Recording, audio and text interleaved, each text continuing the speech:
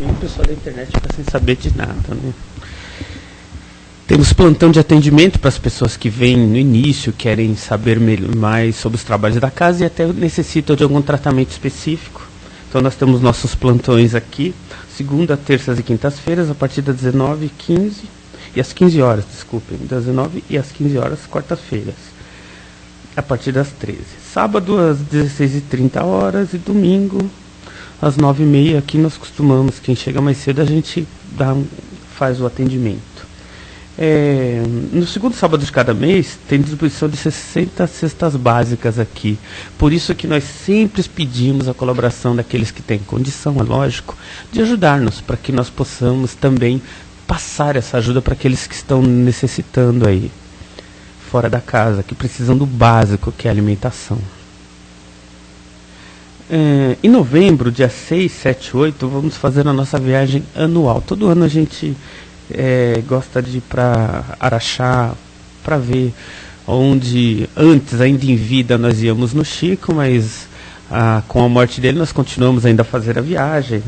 Vamos lá para Araxá, vamos para lugares em que também a espiritualidade é muito, muito trabalhada. Quem tiver interesse, basta procurar aqui o Mauro, a Cida ou a Sandra. A Sandra está aqui às terças-feiras, quartas-feiras. Quinta não, né? Só quinta aqui não. Mas então contar sempre terças e quartas-feiras com a Sandra. O Mauro e a Cida, eles com certeza quinzenalmente. Se esse domingo não tão próximo, eles estarão por aqui. Não? Bom. Mas normalmente eles estariam. Excepcionalmente próximo domingo não. Mas temos até, de preferência, quem estiver interessado, antes de novembro entre em contato, né? A gente já começa a falar da viagem bem antes, para que quando as pessoas estiverem próximos, hoje muita gente, por exemplo, já conseguiu, já pagou ou já reservou alguma coisa, então fica muito fácil. A gente avisa bem antes, justamente para isso, para quem tiver o interesse em viajar conosco. É uma viagem muito gratificante, a gente garante, é muito bom, né? Estarmos sempre entre amigos. É uma viagem que nós deixamos os problemas por aqui. Vamos dizer que é uma viagem para nos espiritualizar mesmo, em grupo, orando, vendo lugares em que as pessoas trabalham em prol uns dos outros. E aí lá mesmo a gente vai ter a oportunidade de ajudar um pouco nisso também, né? Então, para quem estiver interessado, a casa está aberta aqui para viagem, para quem puder ajudar. Estamos sempre de braços abertos também para todos que quiserem vir conhecer a casa. O trabalho ele inicia agora, com essa prece inicial, a apresentação da casa. E nós temos uma palestra inicial, que se inicia daqui a pouco. Após a palestra, nós abrimos para que haja participação de todos aqui presentes, porque o palestrante não é dono da verdade. Aquele que está aqui está aprendendo tanto quanto todos que estão aqui presentes. Ninguém é melhor que ninguém. Ou seja, a pessoa que vem aqui falar, ela estudou, leu alguma coisa, veio preparada com o assunto. Não quer dizer que ela conhece mais do que ninguém aqui. Estamos aqui todos no mesmo barco. Ninguém é melhor que ninguém. E nós abrimos então a parte da palavra para que as pessoas possam participar mesmo, dando um ponto de vista, melhorando o conhecimento, para que haja uma troca entre nós de ideias do assunto aqui tratado. Então é bom, sempre que alguém tiver alguma coisa para falar, que fale nesse momento, após as palestras, porque é muito importante para aqueles que estão vendo pela internet, para o palestrante, chamando atenção para coisas importantes que provavelmente ele pode ter falado ou deixou de falar, e para o vizinho do lado da cadeira que tem uma dúvida muito importante que serve para outros aqui presentes. Então é importante essa participação. Então vamos todos agora nos recolhendo no nosso ambiente interior, elevando o nosso pensamento ao alto e pedindo ao Pai que nos dê a condição de aproveitar melhor a nossa vida, que possamos interiorizar, Pai, nossos interesses maiores no crescimento, não só nosso, mas daqueles que estão conosco nessa vida, nessa encarnação. Possamos, Pai, a cada dia estarmos melhor, palmilhando o caminho da evolução, ajudando a nós mesmos e todos que conosco palmilham esse caminho. que a luz divina que habita cada um de nós possa iluminar a cada dia, Pai, com a vossa ajuda e com o nosso esforço próprio. Que assim seja. Com a chuva que está aí a se abater na cidade, nosso palestrante está um pouquinho atrasado. Nós então vamos só adiantando um pouco a própria palestra dele, mas daqui a pouco ele está por aí com certeza. Acho que não passa de uns 5 minutos aí para ele estar aqui presente. E ele vai falar do Cristo Consolador. Nós não vamos entrar diretamente no assunto para não atrapalhar a própria palestra em si, mas vamos falar do próprio Cristo, né? Para que a gente vá se preparando para o que ele vai trazer para a gente daqui a pouquinho. Quando a gente fala de Jesus, a gente tem que falar daquele ser que levou em apenas 3 anos da vida conhecida dele, ele transformou o mundo. Jesus, ele não precisou de uma vida inteira para transformar as pessoas. Quando ele soube da sua missão, e ele sabia disso desde a infância, mas quando ele foi se preparar para essa missão, foi para o deserto. Ficou 40 dias lá. É interessante porque se a gente for ver, esses 40 dias é meio simbólico. Porque Moisés, quando subiu a montanha para o Decálogo, também levou 40 dias. Esses 40 dias nós podemos pensar que são 40 dias de preparação, de introspecção, de transformação interior, de conversa com o Pai, para que eles pudessem trazer essas verdades. Então, tanto Moisés quanto Jesus, quando vão para o deserto, eles vão para se provarem. E vem a história lá que o demônio vem e tenta Jesus para que ele prove-se que seja filho do Pai. É óbvio que um pouco disso é alegoria. É alegoria justamente porque a prova que vem para ele é a prova do nosso dia a dia. Aquelas provas em que o demônio fala, olha, então jogue-se se você é o filho, os anjos vão te segurar e você não vai morrer. E por aí vai. São provas que nossa vida diária também aparecem para a gente. Porque muitas das vezes nós somos colocados em situações em que a gente vai escolher entre fazer o caminho dos interesses da maioria ou do nosso interesse egoísta.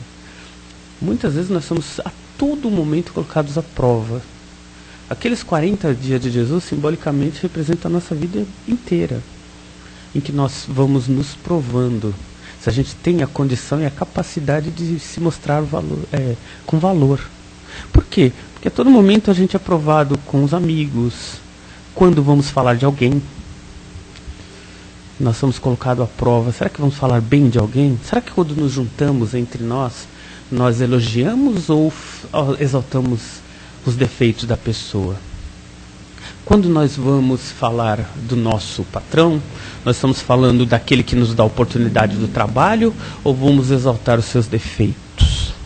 Quando falamos da vizinha, do cunhado, da sogra, do primo, do amigo, quando estamos falando de outras pessoas para aqueles que não a conhecem ou que as conhecem, estamos dando que ponto de vista?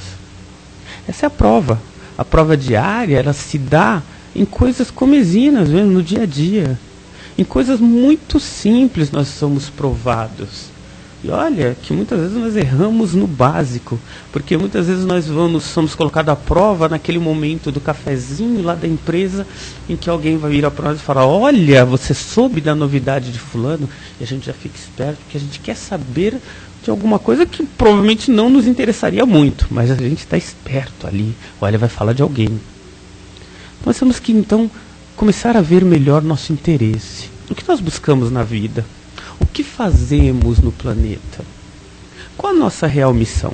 Porque muitos de nós, quando nascemos, lá no início, nós falamos, nós temos uma missão. Qual a missão do ser humano? Para fechar o assunto que o nosso palestrante acabou de chegar, nós temos que entender que a única missão que nós temos, a mais importante de todas, é sermos bons. Essa é a grande missão, sermos bons. Tudo que fizermos a partir daí sendo bom é válido. Se vamos falar de alguém, falamos bem. Se vamos pensar de alguém, vamos pensar o bem. Se vamos começar a chamar atenção para algum assunto, chamemos sempre para o lado bom do assunto. Então é a única missão. Todo o resto é consequência. Dar alimentação, ajudar as criancinhas, visitar os velhinhos, tudo isso é consequência de fazer o bem. Só. E aí o nosso palestrante está presente, ele vai entrar melhor no assunto do que nós aqui presentes, tá, Wagner? Você pode começar, não sei se você já está preparado. Quer se preparar um pouquinho? Está aqui, ó.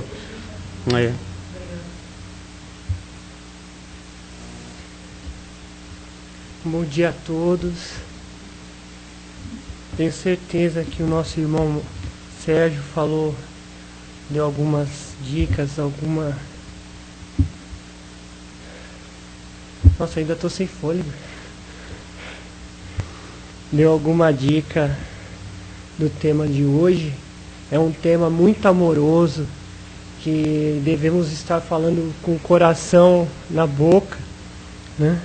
E ao estar no ônibus, eu reli todo o tema, né? Que por mais que pareça engraçado, nesse domingo chuvoso, quando nós dependemos da condução, às vezes temos que exercitar a paciência, a resignação, né? E só para registrar, né? Nós não julgamos o motorista. Nosso julgo foi leve com o motorista, né? Da lotação, né? Embora ele esteja dirigindo devagar, contando as piadas da semana, os amigos dele, a gente tem que estar bem atento para não ir vigilante. Isso vem ao encontro do nosso tema, porque nós somos testados. O Cristo Consolador nada mais é do que as provas e a resignação que nós temos que amadurecer na medida das dificuldades vão aparecendo na nossa vida. O consolo, muitas vezes, quase sempre, ele vem através de algo que antecede o consolo, que é o que? A dor, né? Então tem pessoas que nesse exato momento estão estagiando, por exemplo, no Hospital das Clínicas, através de dores, através de um câncer, através de um mal físico. Toda um conjunto, um grupo espiritual estão buscando a Deus nesse exato momento para a cura daquele ente querido. Então não deixa de ser um consolo espiritual para uma família que às vezes está atrelada a ter coisas há muitos e muitos anos. Outra forma de consolo, né? Você já deu a introdução do consolo para eles? Do tema? Tá seguindo certinho? Beleza. Outra coisa interessante são aquelas responsabilidades que vêm a nós quando nós nos tornamos pais, mães, que é o que? A responsabilidade de estar educando o filho. E nós só descobrimos a responsabilidade, às vezes, quando um filho nosso fica doente. E nós vamos buscar esse consolo com afinco, com uma vontade, às vezes até absurdamente cegos. E aportamos em qualquer religião de formas terríveis, né? De indignação, revolta.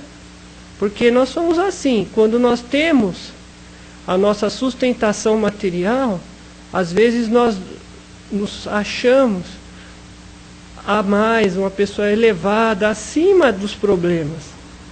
E quando as pessoas aportam com seus problemas, que é o motivo e é uma oportunidade de você agradecer a Deus através de consolar e confortar aquela pessoa que está doente. Eu vou desligar aqui.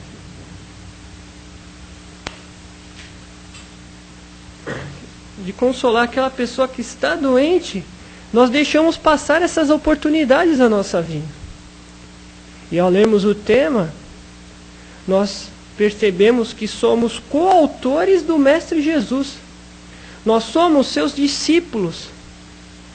E se nós estamos com o coração na boca e com sentimentos e valores de bondade, mas não aquela bondade cega também, né?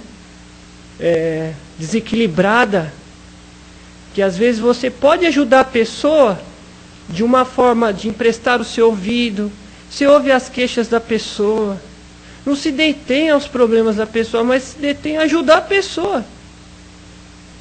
Porque ela precisa o quê? Desabafar com alguém que ela está passando por problema. Veja, às vezes não é nem questão de dinheiro, é questão da presença. É a questão de você estar ali atento, ouvindo um problema de um amigo. E do inimigo também. Mas de alguma forma, são testes que nós lemos aqui, né? Sobre resignação e benevolência. São dois valores primordiais para o desenvolvimento da humildade e da caridade. Nós daqui a 5 minutos vamos entrar numa história muito comovente e que vai pautar tudo isso que nós estamos falando do Cristo Consolador. Hoje o nosso tema se diz, está em Mateus, capítulo 11 de Mateus, né? O item está aqui no finalzinho, né? Repouso para os cansados. E se diz, e fala sobre: venha a mim todos os que estão cansados e sobrecarregados, e eu lhes darei o descanso. Tomem sobre vós o jugo e aprendam de mim, pois sou manso e humilde de coração, e vocês encontrarão descanso para as suas almas, pois o meu jugo é suave e o meu fardo é leve. Então o convite que eu faço neste domingo é que possamos com muita humildade procurar lá em Mateus capítulo 11 e o capítulo 12 que nós lemos, e busque não é o consolo, mas o aprimoramento seu íntimo, que o primeiro a ser consolado somos nós. E amadurecidos, fortalecidos, nós vamos nos tornar pessoas mais fortes para distribuir o consolo, mas não só distribuir o consolo, mas ficarmos atentos para não deixarmos passar as oportunidades de exaltar o Evangelho através das nossas ações. Não é falar só as palavras nos comprometem no sentido de crescer os nossos compromissos. Porque quanto mais nós sabemos, mais seremos cobrados. Não é isso que nós aprendemos? Não, em qualquer religião, veja, é universal que nós estamos falando.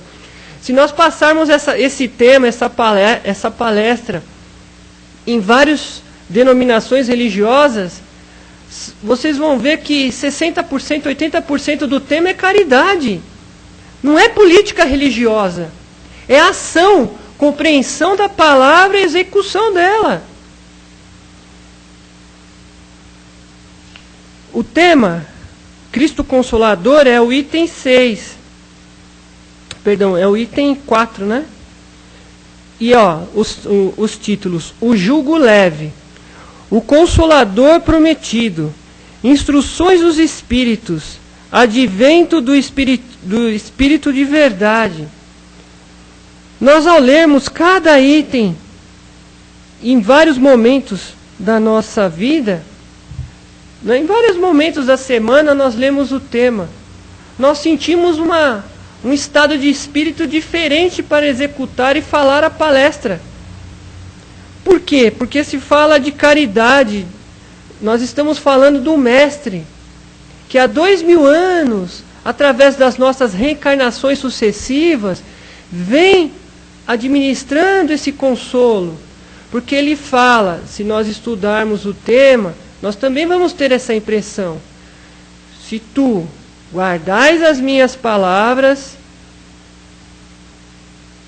se nós guardarmos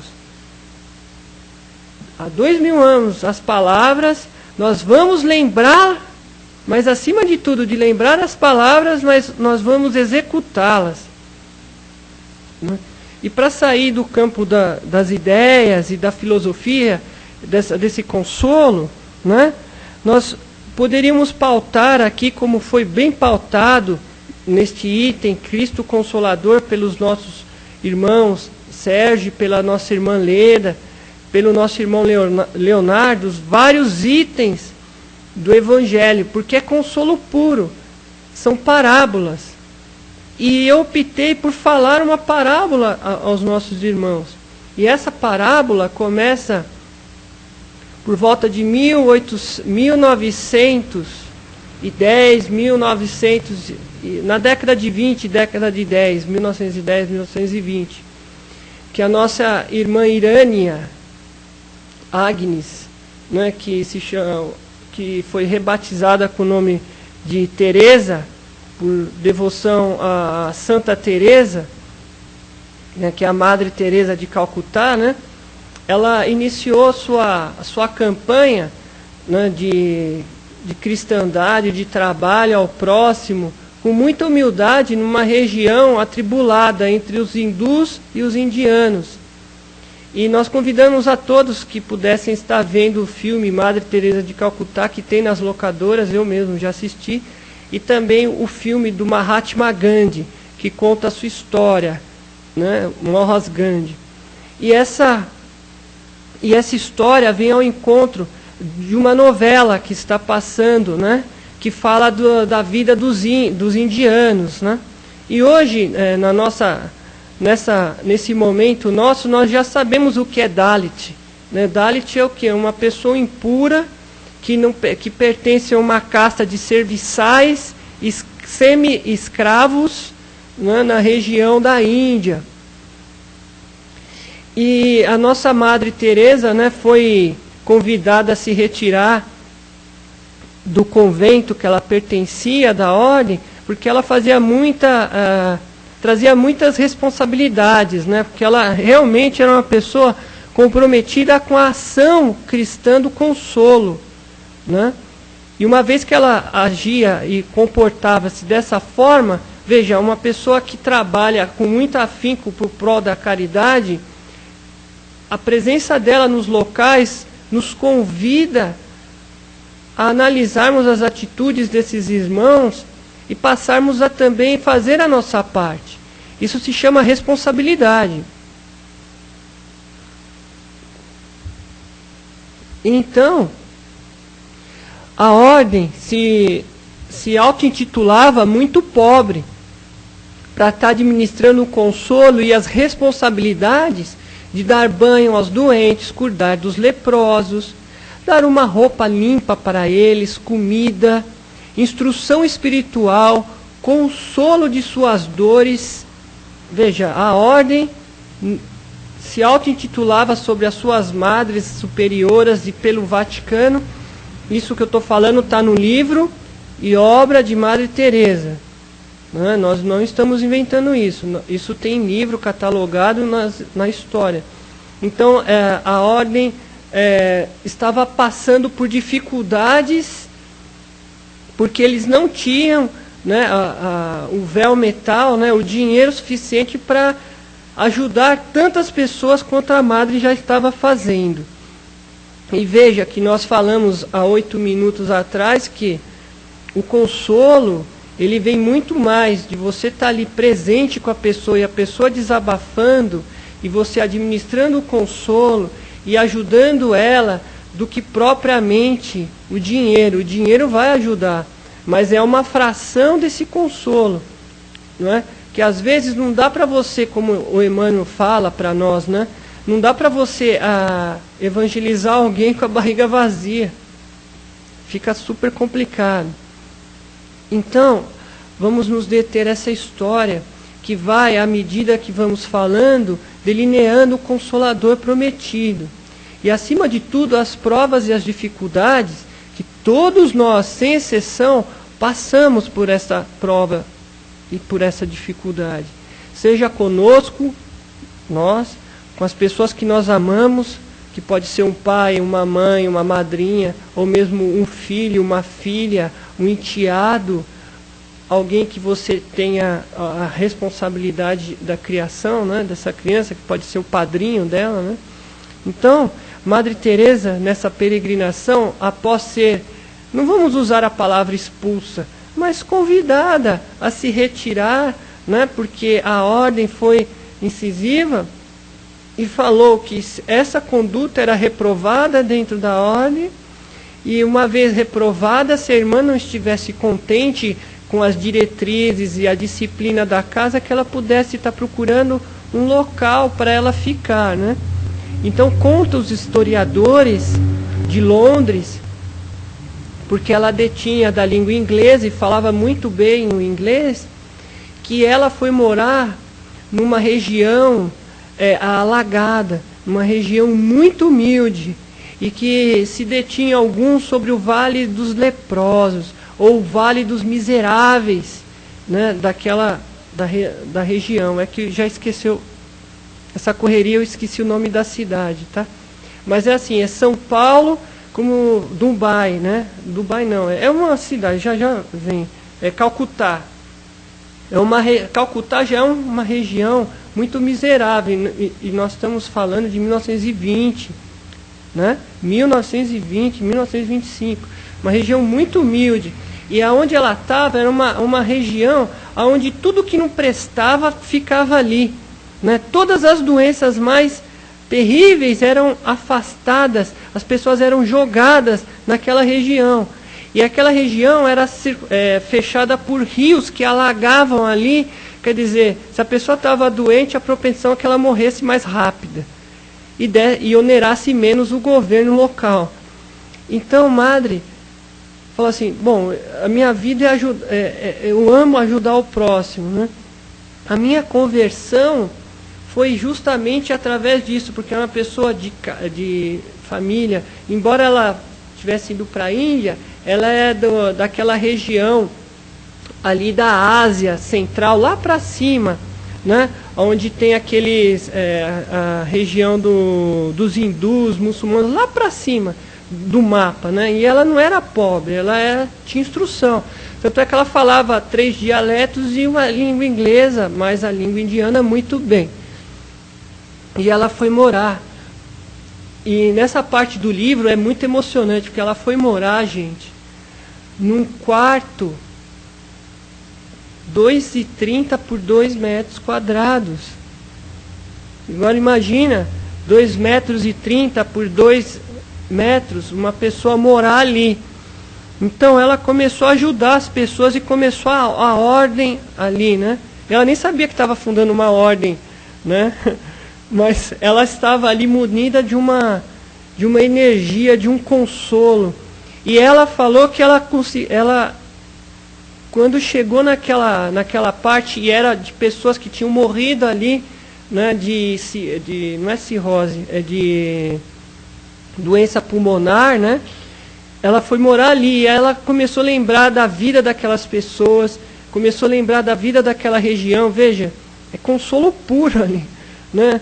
E aí o que ocorre? Ela pegou e fez uma autorreflexão de tudo que ela aprendeu do Evangelho. E olha que ela deve ter aprendido muito, hein? Que ela deve ter estudado a Bíblia muito tempo e executado isso.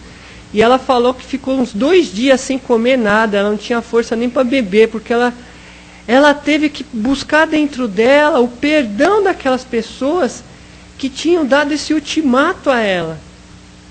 E ela, através das bem-aventuranças, encontrou o consolo e a força necessária para perdoar a todas da ordem. A todo aquele ressentimento, ela fez o que? Uma reforma íntima dentro do coração dela e começou a refletir na vida dela desde o nascimento até aquele momento. E começou a executar, a trabalhar, ajudar um, ajudar outro ali dentro da ordem. Que aí quem quiser pode ver lá o filme ou mesmo ler o livro, né? Então teve uma pessoa que ela encontrou jogada no corredor de um hospital, porque ela também levava muito trabalho para o hospital. E ela tinha, porque os doentes, ela conduzia uma pessoa, uma mulher frágil, ela conduzia através de sabe aquelas carriolas de construção?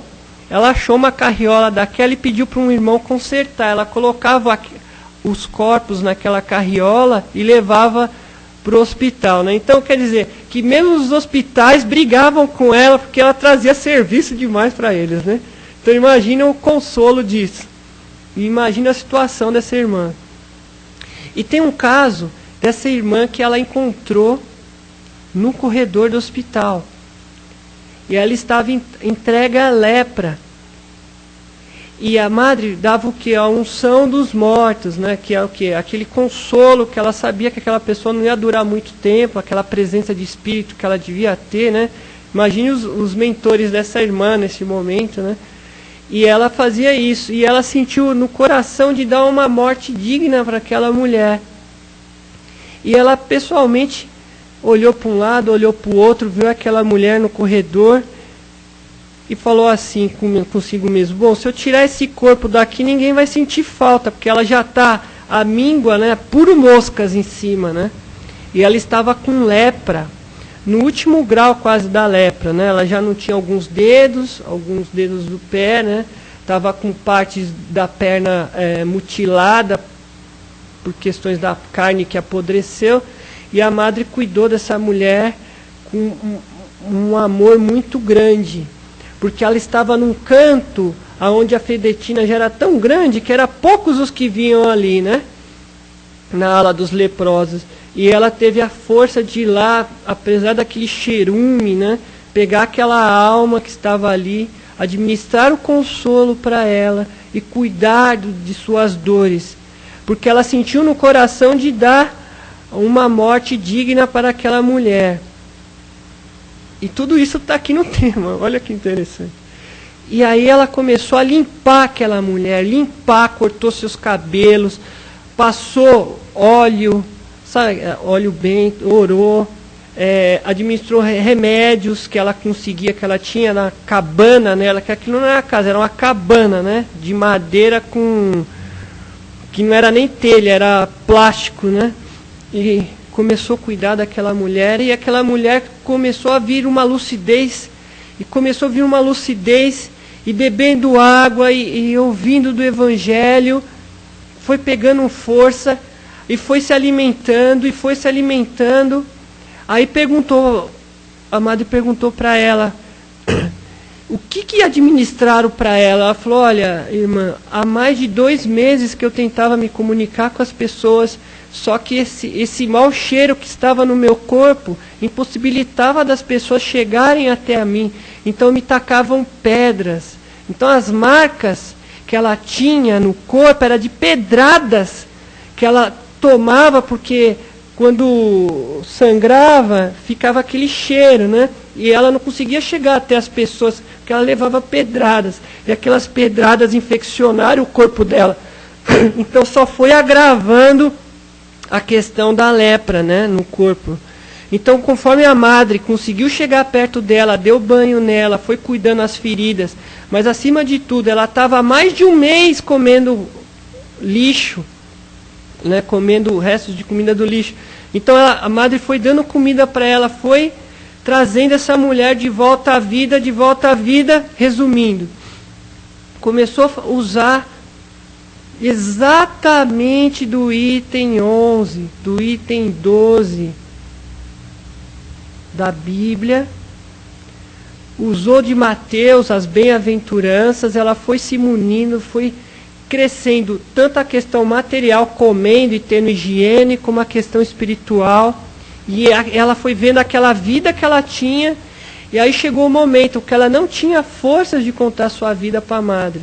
Então ela, depois de alguns meses, contou para a madre, a madre rebatizou ela com o nome, né? Vocês vão ver lá no livro, eu não vou falar. E aí esse consolo foi algo tão primordial na vida dessa guerreira, que ela se tornou praticamente o braço direito da ordem da Madre Teresa de Calcutá, que ela cuidava dos extremamente pobres, essa ordem. E aí ela contou a história.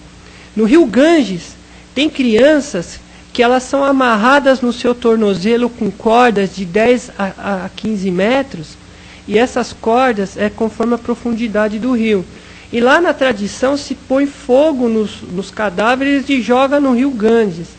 Só que esses cadáveres têm algumas partes que são de pessoas nobres. E eles têm que ficar a vários metros de distância, porque são de altas castas na Índia. Então essa criança tinha um dote de nadar, ela sabia nadar bem, né? Então, como ela é de uma família de Dalits, isso ela contando para a Madre Teresa, né? Para sustento da família, ela mergulhava naquele rio e ela pegava aqueles cadáveres e tirava dente de ouro, pulseira, bracelete de ouro. Vivia disso, de pegar brinco, porque as pessoas quando desencarnavam, né, elas queriam estar com a sua melhor roupa, punha-se fogo, né, e joga-se no rio. Então essas pessoas vivem disso. Essa casta de Dalit dela, ela vivia disso, de sobreviver dos cadáveres. Só que ela falou o seguinte, que essa coisa proporcionou para ela uma doença pulmonar muito forte. E seguido disso uma fraqueza. Então ela falou que o pai dela morrendo, a mãe morrendo, ela foi meio que escrava de uma outra família de Dalit para sustentar um grupo de espíritos que viviam disso. E aí o que acontece?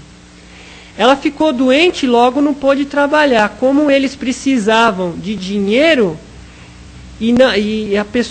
as pessoas da família dela já tinham desencarnado, ela foi vendida por esse grupo a um prostíbulo de Dumbai lá. Não é Dumbai, é uma cidade melhor, né? E lá no prostíbulo, o que aconteceu? Ela teve que viver aquela vida insana, né? E naquela vida insana, o que aconteceu com ela? Ela acabou o quê? Prejudicando, né? Porque ela era mal alimentada. Imagina a situação, né? Era escrava. Era uma escrava. E aí o que aconteceu? Ela ficou doente, ela pegou lepra dos frequentadores lá, porque elas eram amarradas e tinham que... Imagina a situação, amarrada no pé da cama, entrava um homem lá e se não fizesse, batia. Então ela falou que várias vezes foi espancada nessa situação. E aí ela foi ficando doente, ficou podre, assim, digamos, fisicamente, né? E aquela revolta, ela foi jogada, né, na rua, nessa região que eu estou te falando. Né? E nessa região ela ficou assim, semanas na calçada, vivendo de farelo que as pessoas davam para ela. Imagina essa vida. Até que ela foi andando, pedir ajuda para o hospital, e o hospital não conseguia nem chegar perto dela. Então ela falou: Madre, você foi a única pessoa que olhou nos meus olhos. E você olhou dentro de mim. Você não olhou o externo de mim. E aí essa mulher foi o quê? Consolada, né, ajudada. E ela foi o braço direito da Madre Teresa. E todas dizem que nos locais mais terríveis de uma pessoa entrar, porque elas começaram a fazer o serviço voluntário dentro das cadeias públicas daquela região. Dizem que há duas pessoas que conseguiam, era a Madre Teresa, e quando a Madre Teresa não conseguia, ou estava ocupada, essa outra irmã conseguia ir naquelas regiões terríveis. E dizem que a presença de espírito daquelas mulheres era tão forte, que aniquilava a mente mais perversa, ou a mente mais maliciosa, de tentar alguma coisa com aquelas mulheres de branco. Porque elas eram, além de tudo, extremamente devotas a Nossa Senhora. Então nós, ao lermos os 8 itens deste capítulo 4, tem uma frase que é muito usada por todos nós, né? Que fala assim: espíritas, e podemos dizer também cristãos, irmãos, podemos usar esses adjetivos. Amai-vos, eis o primeiro ensinamento. Instruir-vos, eis o segundo mandamento. Todas as verdades se encontram no cristianismo. Os erros que nele se encontram e se enraizaram são de origem humana. Porque às vezes falta para o homem religioso a coragem de se transformar, como nós ouvimos agora há alguns instantes sobre a Madre Teresa, né? Falta aquela nossa coragem de nos reformar, né? E nos reformando, nós vamos ajudar a nossa família. Veja, vai ajudar todo um agrupamento de espíritos que às vezes nós usamos como muleta para justificar a nossa pequenez ou os nossos erros, falando o seguinte, que nós estamos perturbados porque nós não conseguimos ir para frente, porque nós somos perseguidos, né? Esse é o primeiro pensamento infeliz que nós estamos executando, né? Porque nós ainda não estamos conseguindo nos consolar e nos amar. Porque uma pessoa que realmente está em processo de conhecer ao Mestre Jesus, ela estagia nessa revolta. Mas se ela realmente está no propósito de crescer e aumentar a sua luz interior, para que as dificuldades diminuam na nossa vida, às vezes não é que ela diminui, as dificuldades elas são acrescidas de provas e nós, através do conhecimento do Evangelho e de uma fé, de uma esperança, de uma resignação, nós crescemos com esse consolo e nos apropriamos desse consolo para nós. Então essa dor que nós sentimos, nós através de ponderar as nossas dificuldades, começamos a ajudar nas dificuldades das outras pessoas. Que foi exatamente isso que a Ordem da Madre Teresa fez, que cresceu tanto. Assim como o Chico Xavier. Veja, a gente poderia estar falando essa manhã do Chico Xavier. Poderíamos estar falando essa manhã de São Francisco de Assis. Poderíamos estar falando essa manhã de São Camilo de Leles, Santo Agostinho, Martin Luther King, né, Mandela. Quem é mais o Mandela?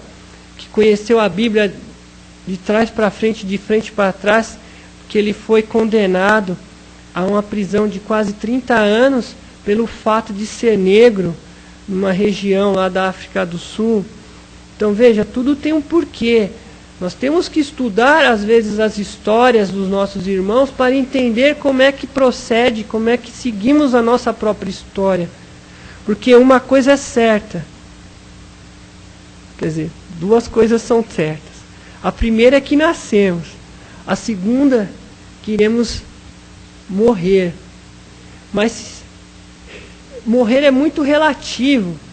Por quê? Porque nós estamos morrendo um pouquinho a cada dia que passa. E a cada dia que passa, a cada banho que tomamos, a cada alimento que nós recebemos, se nós começarmos a orar e agradecer pelo alimento, pelo banho que tomamos, veja, nós estamos escamando o homem velho e ressurgindo o homem novo. Então nós estamos morrendo, sim, morrendo as nossas questões inferiores e aumentando a nossa resignação, a nossa fé, nossa benevolência, nossas atitudes promissoras. Nós poderíamos estar aqui lendo ou mesmo falando sobre todos os itens, mas se nós lermos, que é o convite e é o propósito de nós estarmos aqui hoje, convidá-los a ler o capítulo 4. E se vocês marcarem na agenda, daqui uma semana, ler de novo o capítulo 4, vocês vão entender um pouquinho mais. Depois um pouquinho mais. Depois um pouquinho mais. Você vai se encantando, você vai bebendo, você vai saciando a tua sede, a sua fome, que são sensações que o Mestre Jesus utilizou para administrar a pedagogia, a educação a um povo acostumado por dores, preconceitos, numa região árida de deserto, de falta de água, de falta de informação, muitos não sabiam ler. Então Jesus usou o quê? Das parábolas. Como nós iniciamos aqui nossa conversa através de parábolas. Iniciamos através de uma filosofia, através de uma ciência, através da religião. Depois a parábola, falando um pouco de Madre Teresa, dos seus trabalhos. E agora vamos finalizando com as sensações do Evangelho, que foram pautadas todas as parábolas do Mestre. E foram muito bem exemplificadas no dia a dia. Então, o consolo, que é o Consolador prometido, se nós lermos o Evangelho, segundo o Espiritismo, e lemos a Bíblia, você vai ver que Jesus é constante consolo, operando o quê? O consolo para aquelas pessoas. Eu escolhi uma parábola para falar, de tantas outras, porque eu estou convidando a todos a lerem Mateus 11, o capítulo 11 inteiro e o capítulo 12 inteiro, né? E estou convidando também aos nossos irmãos ler o capítulo 4. Então, estava uma mulher hemorrágica, e tinha uma multidão de gente querendo ser curada. E todos estavam querendo ser curados com muito afinco. E estava aquela multidão de pessoas indo em cima de um Mestre Jesus e correndo atrás dele, correndo atrás dele. E tinha uma mulher que tocou no seu manto. E quando tocou no manto do Mestre, ela tocou com uma fé, com uma esperança tão grande, que fez o Mestre ir ao encontro do nosso irmão Simão Pedro. E falou: Pedro, alguém me toca diferente.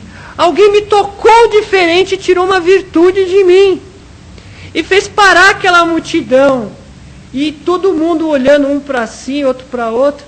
E Jesus querendo saber cadê a pessoa, cadê a pessoa. E Simão falou para o Mestre: mas Mestre, todos nós estamos te tocando.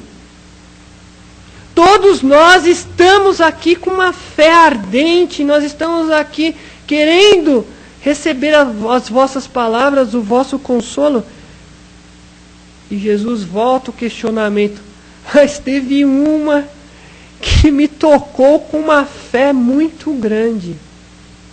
E foi então que apareceu aquela mulher com uma veste, e ela estava com uma hemorragia incessante, né?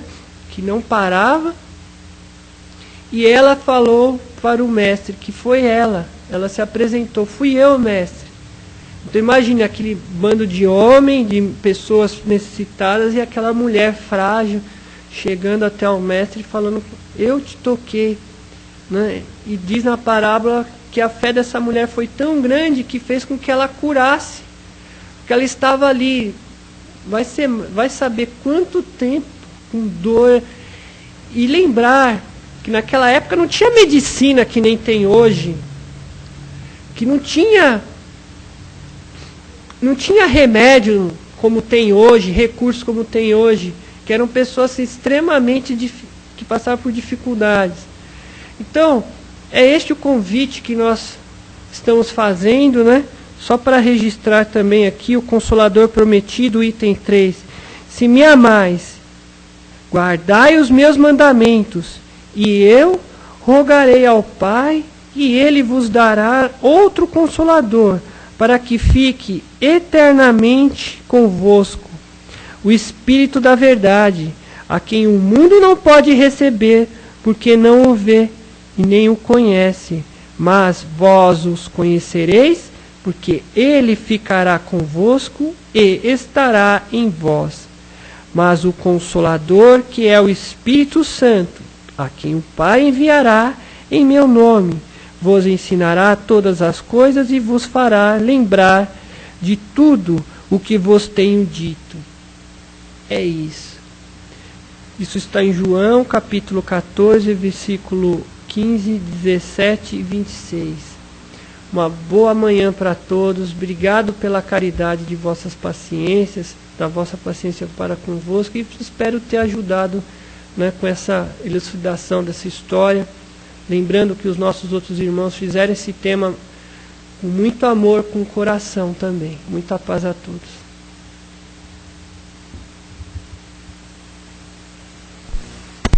Bom, agora a gente passa para a próxima parte do trabalho, que é a participação dos que estão aqui. Para quem quiser ou perguntar ou mesmo complementar alguma coisa que foi falada hoje. Quem vai ser o primeiro?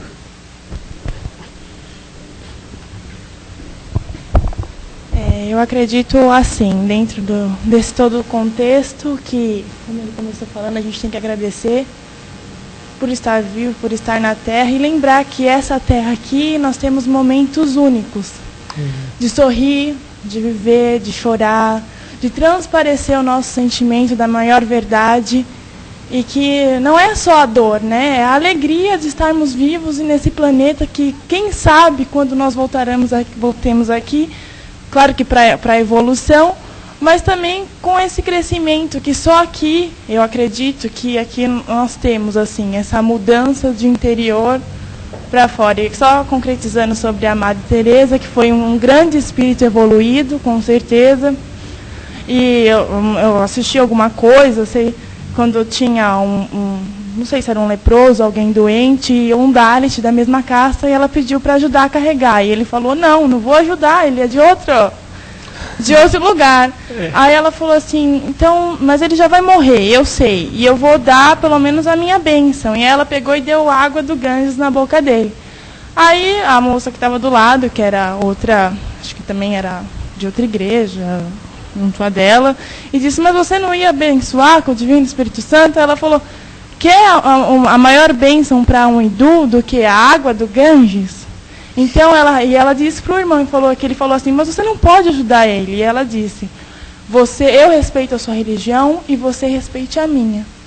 Então eu acho muito importante isso, de sempre a gente estar respeitando ao próximo, e dentro desse contexto todo dela, da religião que ela tinha, ela respeitava muito a religião dos hindus e a cultura de cada lugar que eu acredito que ela passava. Então, só colocando isso. Agregando. Obrigado, hein? Alguém mais? Todo mundo tranquilo? Tá. Bom, posso falar um minuto? Um minuto. Chegou a BBC de Londres, né? A BBC de Londres, e queria que ela explanasse sobre caridade. Ela falou assim que caridade, por mais que ela explanasse, era difícil, às vezes, você trazer a exatidão de um amor em execução. Então ela conversou com os jornalistas e falou assim, eu gostaria que vocês me acompanhassem. E isso é um item muito permitente na vida dela, né? Ela sempre pedia para os jornalistas acompanharem, né? Aí ela foi numa casa e entregou uma cesta básica, né? Digamos assim, eu estou falando da nossa linguagem, né, pessoal? Ela entregou uma cesta básica para uma família hindu. E a família muçulmana era vizinho lá daquela região pobre. Só que aquela irmã tinha 3 filhos e passava por necessidade e fome. 3 filhos a hindu. E a muçulmana tinha, acho que 12 filhos. E estava com o marido doente e desempregado. Quer dizer, o marido dela estava trabalhando e estava conseguindo sustentar com muita dificuldade a família dela. Veja, hindu. E a outra família muçulmana estava com o marido doente e desempregado com aqueles filhos. E a mãe da casa estava indo trabalhar numa casa de uma casta superior lá, tal, para conseguir o alimento para aquela família. Isso, quem estava falando é Madre Teresa. Então a Madre Teresa falou assim, que ela como católica, e sabe que fora da caridade não há salvação, né? E ela citou a Pedro, que até o nosso irmão Renato Russo cantou, né? Ainda se eu falasse a língua dos homens, se eu falasse a língua dos anjos, sem amor eu nada seria. Isso tá em Paulo, né? Que é fora da caridade, né?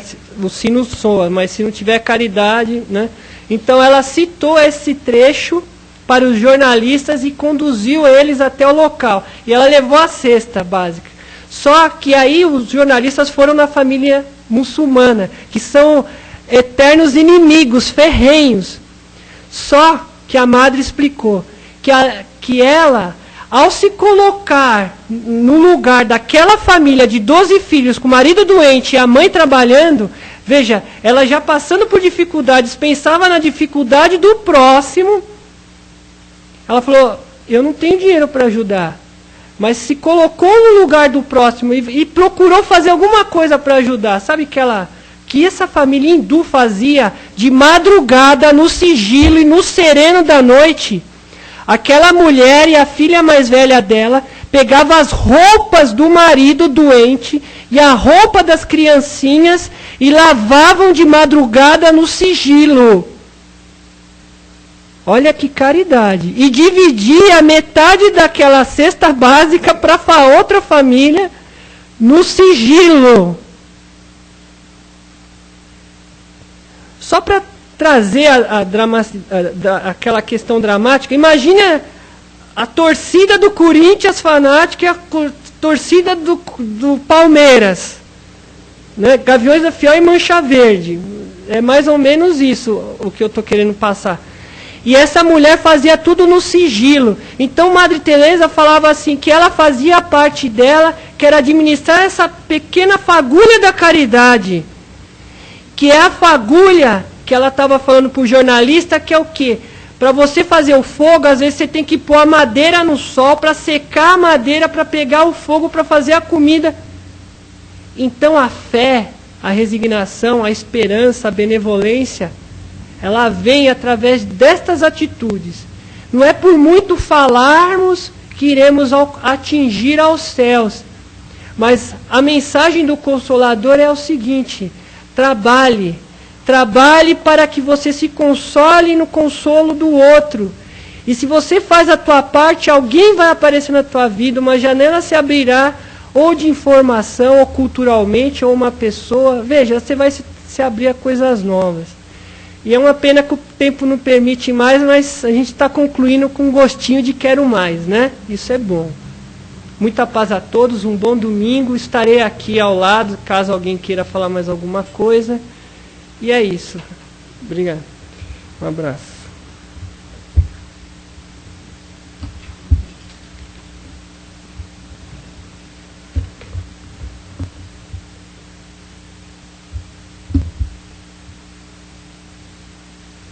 Eu me enxergo.